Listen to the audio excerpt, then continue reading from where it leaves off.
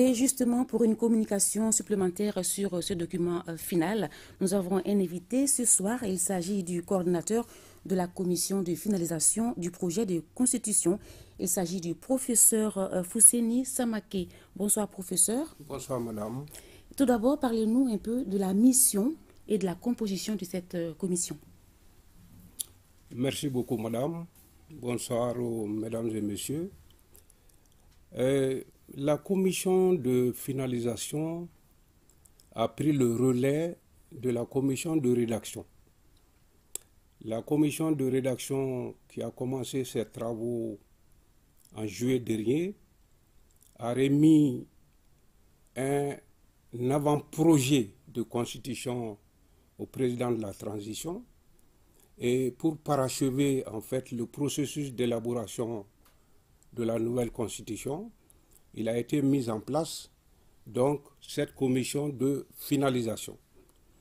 Alors la commission de finalisation comprenait 72 membres représentant toutes les composantes de la société, les institutions de la République, les partis et groupements politiques, les organisations de la société civile, les confessions religieuses, les groupes signataires de l'accord pour la paix, les forces de défense et de sécurité, la diaspora, pour ne citer que cela. Donc il s'agit effectivement dans sa composition d'une représentation, je dirais, symbolique de l'ensemble des composantes de notre société. Voilà un peu la composition de cette commission de finalisation qui a travaillé pendant 15 jours d'arrache-pied et je dois vous dire que toutes les décisions qui ont été prises par la commission l'ont été par consensus. C'est-à-dire que la commission n'a jamais eu recours à un vote pour adopter une décision. Professeur Samaké, vous l'avez dit, il y a 6 amendements. Et est-ce que vous pouvez nous parler davantage sur certains de ces amendements-là? En fait, il n'y a pas que 6 amendements. Il y en a beaucoup plus. Il n'y a pas que 6. Je n'ai cité que les 6 amendements marquants, mais il y a beaucoup d'autres amendements. Je pense que chacun pourra s'en rendre compte en faisant une sorte d'étude comparée entre l'avant-projet et ce projet-là. Ce qui en fait s'est passé, c'est que la commission de finalisation a passé en revue l'ensemble des dispositions de l'avant-projet. Tous les articles et on l'a dit, il y a eu des amendements sur des alinéas, des phrases, des membres de phrases, même sur parfois des mots. Donc il y a énormément d'amendements, mais les plus significatifs ont été notés, comme ça a été dit tout à l'heure. Alors, je voudrais revenir sur certains de ces amendements qui sont en fait des modifications apportées à l'avant-projet. Il y a d'abord la réécriture des articles qui traitent des langues et de la laïcité. Alors, vous savez que ces deux sujets avaient provoqué beaucoup de controverses, de malentendus. Je pense plutôt qu'il y a un problème de compréhension. Alors, pour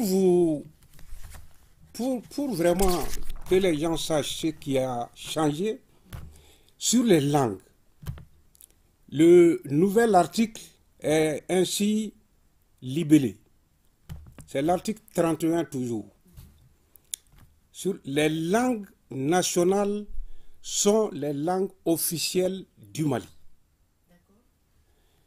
Une loi organique détermine les conditions et les modalités de leur emploi. Le français est la langue de travail. L'État peut adopter toute autre langue comme langue de travail. Vous avez donc, par rapport aux langues, une évolution nette par rapport à l'avant-projet par le fait que toutes les langues nationales sont érigées en langue officielle. Toutes les langues nationales sont érigées en langue officielle. Donc, il n'y a aucune distinction entre les langues nationales. Comme certains tendaient à le réclamer en disant la majorité parle telle langue, c'est celle-là qui doit être érigée en langue officielle.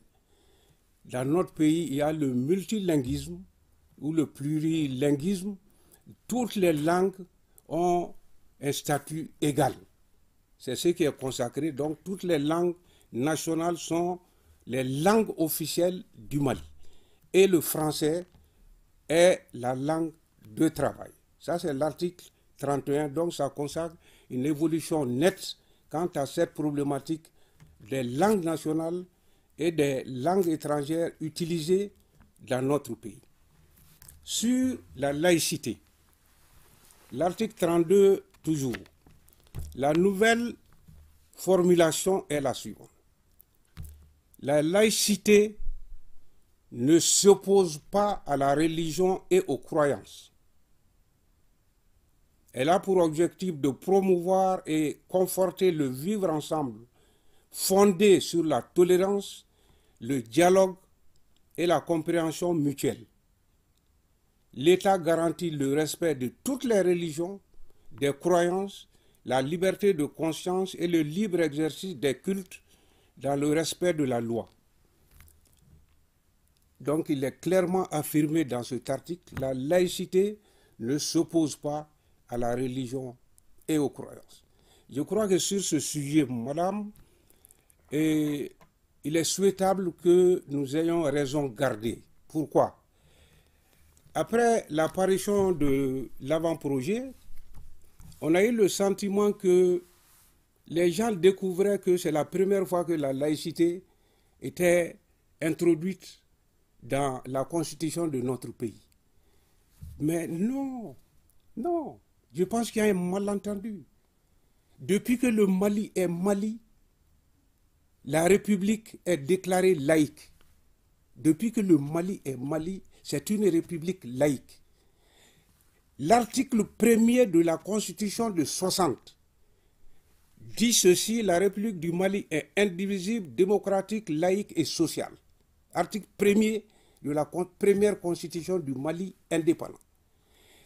En 68, avec le coup d'État, il y a eu une ordonnance qui a gouverné le Mali de 68 jusqu'à 74, 75, presque 79, qui dit exactement la même chose. L'article 1er de cette ordonnance. Il y a eu la Constitution de 74. L'article 1er de cette Constitution dit exactement la même chose. La Constitution de 92, article 25, la République du Mali est indépendante, souveraine, indivisible, démocratique, laïque et sociale. Et la Constitution actuelle, donc de 92, son article 118 dit bien la forme républicaine et la laïcité de l'État ne peuvent faire l'objet de révision. Vous voyez, madame, que la laïcité n'est pas apparue avec le projet de constitution. Ce qui s'est passé dans le projet de constitution, c'est que les gens disent, on dit, c'est une république laïque. Mais qu'est-ce que c'est que la laïcité? Ça nous a été posé lorsqu'on a procédé à des écoutes. Donc, pour clarifier, donner un contenu à la laïcité, on s'était contenté de dire que la laïcité a pour objet de favoriser le vivre ensemble. Et c'est ça, en fait, qui a créé pratiquement le tollé. Sinon, en fait, c'est depuis que le Mali est Mali, la laïcité c'est une composante permanente dans notre constitution. Ça, c'est sur la question de laïcité. Sur un autre point, il y a une seconde chambre qui s'appelait le Haut Conseil de la Nation, qui va composer le Parlement, constituer le Parlement avec l'Assemblée nationale. Au lieu du Haut Conseil de la Nation, le nom a changé en Sénat. Donc, dorénavant, on aura le Sénat, les sénateurs, l'Assemblée nationale et les députés. Autre changement. Il y a également la question de la transhumance politique, ce qu'on appelle la transhumance politique ou le nomadisme politique. Vous savez qu'on a demandé qu'on dise dans la Constitution que les élus qui viennent à démissionner de leur parti puissent être déchus de leur mandat. Alors il y avait une formulation qui laissait la notion de démission assez floue et sujette à des interprétations. Donc nous avons dans le projet, la notion de démission a été clairement définie. Bon, il y a d'autres dispositions qui sont dans le projet, comme la représentation des Maliens établis à l'extérieur, parce qu'il est important pour eux que, effectivement, se sentir Maliens, qu'ils puissent avoir leur représentation au niveau de la représentation nationale. Merci, professeur, et pour cette communication. Nous espérons que nos téléspectateurs ont tiré profit de toute cette explication.